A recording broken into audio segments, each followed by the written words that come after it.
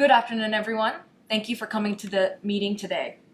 As you know, or if you haven't heard, a finger has been found in a cup of chili in our San Jose store last night. So we are meeting today to discuss this issue, the causes, and how it's gonna affect our company. And we need to find out a solution to this crisis ASAP. This is an issue that affects all the stakeholders of Wendy's. It affects our employees, it affects our customers, it affects our shareholders, it affects everybody. So we should treat this as a very serious issue, and we should try and mitigate this as soon as we can. So first we have Paul. We have him on video conference, and he's the manager of the San Jose store. And he's going to explain to us what happened as he was on the shift when this incident occurred. Okay. Thank you very much for the introduction, Ritu. Hello, I am Paul Jang, and I'm the manager of the San Jose Wendy's, where the finger was found by Miss Ana Ayala. The climate for Wendy's has been rather turbulent in San Jose, as I'm sure it has been for Wendy's all across the country and at headquarters. However, I come here to assure all of you that the cause of this fiasco did not originate from my store, whether, as Ritu mentioned before, it be from malicious intent or from an accident. First, to cross out malicious intent, I had 3 employees who clocked in at the time when the finger was found.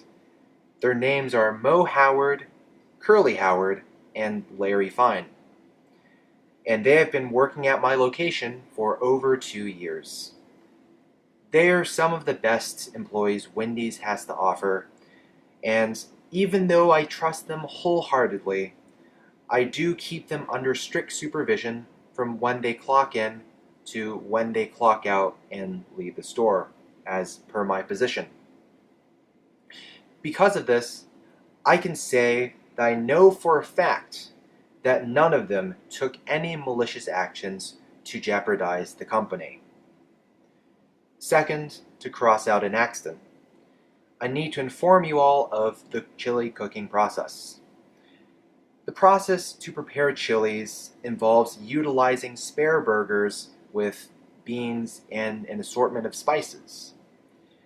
To break apart the burger patties, employees first boil the meat and then use the grill spatula to cut them apart. Unlike a knife, a grill spatula is certainly incapable of cutting through most things, let alone a human finger.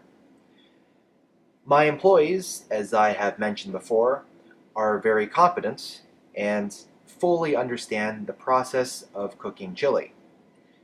That said, I can say that an accident at my Wendy's location can also be crossed out. Things have been rough for us at the San Jose Wendy's, but I can't imagine what a difficult time you all at headquarters are having right now. However, know that my employees and I are always behind you. We are a family, the Wendy's family, and we will never hurt our family. Thank you very much, Riku, and I will be signing off and checking out. Thank you, Paul. Now that we have had Paul coming in from San Jose, we have Tina as the CFO. Tina, how is this issue going to affect us from a financial point of view? Well, for Wendy's, which sells more than 6 million meals a day, the publicity has been horrific. Sales in the store involved and throughout the Bay Area will be drastically hit. The prediction of sales loss will amount to $2.5 million. Across the United States, sales will probably go down between 3.9% and 5.1% largely due to the finger effect. This finger event has generated a tremendous amount of negative publicity and will severely reduce the sales in the North California area. Oh, that does not sound very good. Do you have any estimates of how this bad publicity or what it's going to cost us? According to our prediction, the bad publicity will cost the Wendy's fast food chain almost $21 million and cut business at some California positions by 50%. Also, the relative lawsuit cost will make an extra loss to Wendy's. This event will have an inevitable bad impact on our brand image, and it will be a big challenge to our philosophy. Quality is our recipe, which we insist on. If we don't deal with this crisis well, the incident and following extensive media coverage will eliminate the favorable impression of the food safety and the quality that our customers have on Wendy's. So public will urge for our convincing explanation about this event, and customers will begin to lose their confidence in Wendy's as time passes by.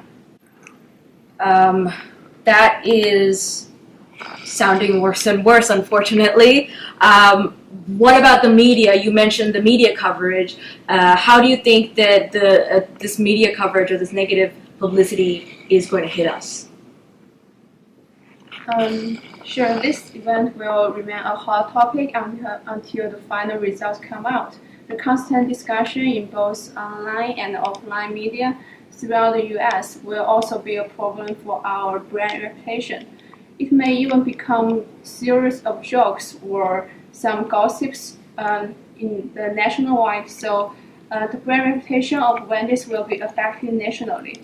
Repairing the tarnished brand reputation and rebuilding our customers' confidence in our Wendy's will be a necessary but tough work for Wendy's.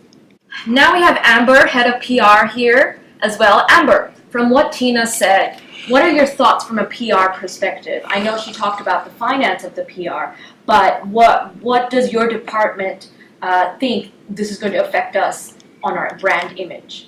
Okay, thanks, Tina. And as a PR specialist, I think first of all we should consider our target consumers of Wendy's. And I think that our target consumers are teenagers and baby boomers. And for the teenagers, I think they don't take this kind of thing seriously. And they are born in an information explosion era. They are quite used to using internet and social media. So we can use the influence of social media. We can use YouTube. You can use Facebook and Twitter to eliminate our the negative impact of the finger thing. And because they don't take this kind of thing seriously, so we can make appropriate jokes during maybe midnight shows to eliminate this kind of impact. And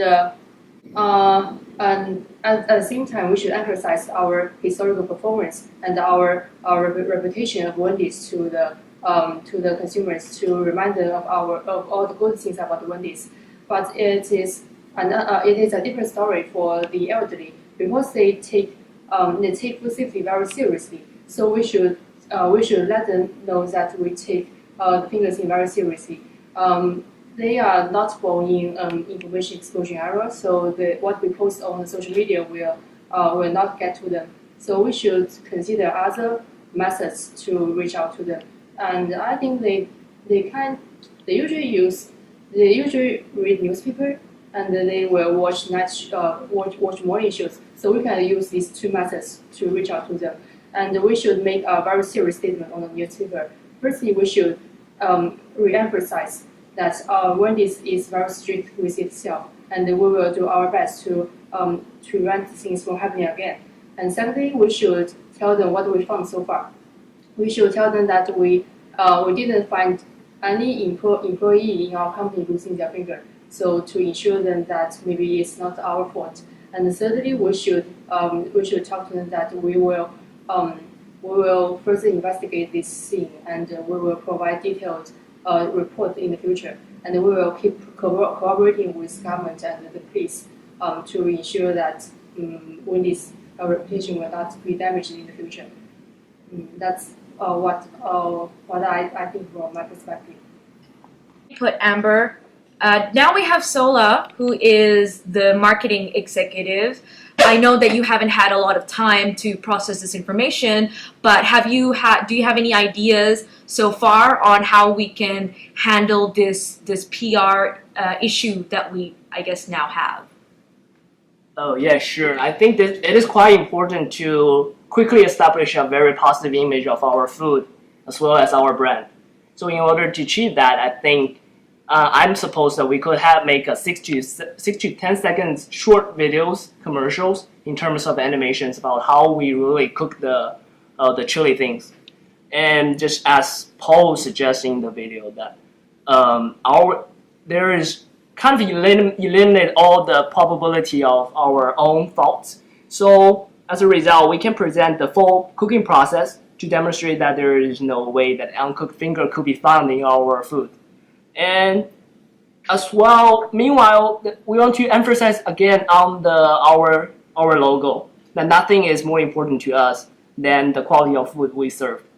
So, and we also want to be very careful about using the term fingers and also the related image in the commercials, because it could lead to further damage to our brand. And we want to cool down this finger effect and try to shift the public attention from the negative sides of this news towards more positive sides. Things such as the quality of our food and also the happiness of gathering around in our fast food place. And I think we could also work with YouTube and other TV channels to put our ad into those medias. And besides that, I also think we should have some promotional pricing strategy to our loyal customers. In general, things like buy one get one free or buy two get one free to try to win those customers back. And other than that, we could also give some free coupons and free coffees to our customers. Usually, I think for those elderly men, they usually hang out in our stores during their free times.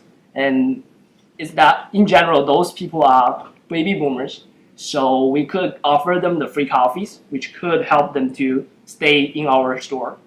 And for those millennials, we could have something called the everyday testing, which invites some of those young people to our store and kind of visit our stores, see how our food is prepared, see how everything is cooked. And again, at this stage, it is very important to regain our customers' trust, as well as restore the image of our brand. So far, that's it. Thanks, Sola. That sounds like a solid plan. Frank, as the Chief of Operations, how are you handling the actual investigation or this issue from the operations point of view? Okay. Thank you. Here is my suggested solution to this business crisis. The board of directors is going to send an investigator to the store, and he will cooperate with Paul to investigate the finger event. And they will interview each employee in the store who get involved in the process of making chili to see if any of them was not satisfied with company or might have other motivations to retaliate. If someone inside our company did put a finger in the chili, then the company should take full responsibility of that. The investigator and manager should provide a report on the finger event for the board of directors for reference in 2 days. In the report, they should describe the chili making process in very details and make a conclusion. If it is our mistake that let a finger appear in the chili, the board of directors will review the report very carefully and make the final decision based on this file. If the problem does come from inside the company, we should take the full responsibility of this event, and our PR team will approach that lady and see if we can limit the negative impact on the reputation of a company in a very small scope. However, if we make sure this is neither a malicious intent nor an accident, then we have no reason to compromise and take responsibility of what we did not do. We should wait for police further investigation of the result. And this is my solution. Thank you, Frank. That sounds like it is going to be a lot of work, but I know that you can definitely take care of that. So that will be the conclusion of this meeting to handle this crisis. I think that we have some very good plans that we have come up with, but now it is time for us to put those plans into place. So Sola, I would like you to go ahead with your marketing department and start putting together the social network and the television advertisement issues. We want to make sure we get that out as soon as possible. And Tina, could you please draw up some financials predicting for the next quarter on how this is going to impact our bottom line, our earnings. And let's hope that we can get this problem under control so that we don't have to suffer too many losses. Thank you.